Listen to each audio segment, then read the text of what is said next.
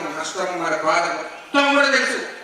అన్న health minister ఉన్నప్పుడు corona టైంలో 100 మందిని బతికించిన దేవుడు నాగేంద్రన్న.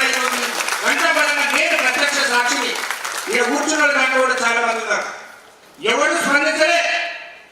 నేనున్నానని చెప్పి ఆ రోజు ప్రతి ఫోన్కు అంతరాది ఫోన్లు కూడా మాట్లాడి అవసరమైతే దగ్గర నుండి వాళ్ళ ట్రీట్మెంట్ ఇప్పించినటువంటి చరిత్ర అన్నది.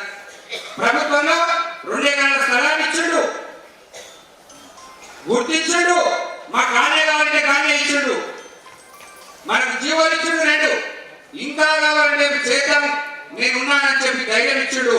అంతకు మించి ఈ మీకు అన్యాయం జరిగితే నేను ఒక సగరునిగా మీ ముందు కూర్చుంటానని చెప్పిండు.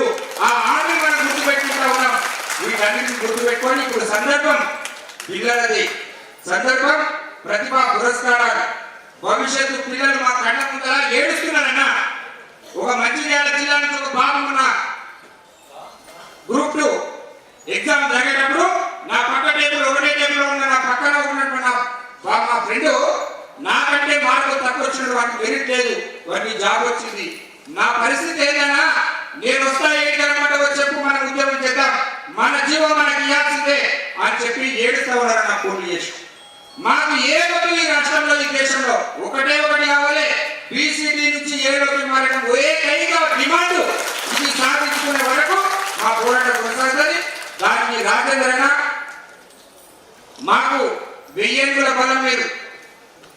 ఈ డిమాండ్ సాధించే వరకు ఒక నాయకునిగా, ఒక సోదరునిగా, ఒక ఆత్మ బంధువుగా, మాకు ఒక పెద్దగా మీరు నిలబడాల్సిందే. మా డిమాండ్ను నెరవేర్చే బాధ్యతలో కీలకంగా మీరు మా బాధ్యత నిర్వర్తించాల్సిందని చెప్పి విజ్ఞప్తి చేస్తూ వేడుకుంటూ ఇప్పుడు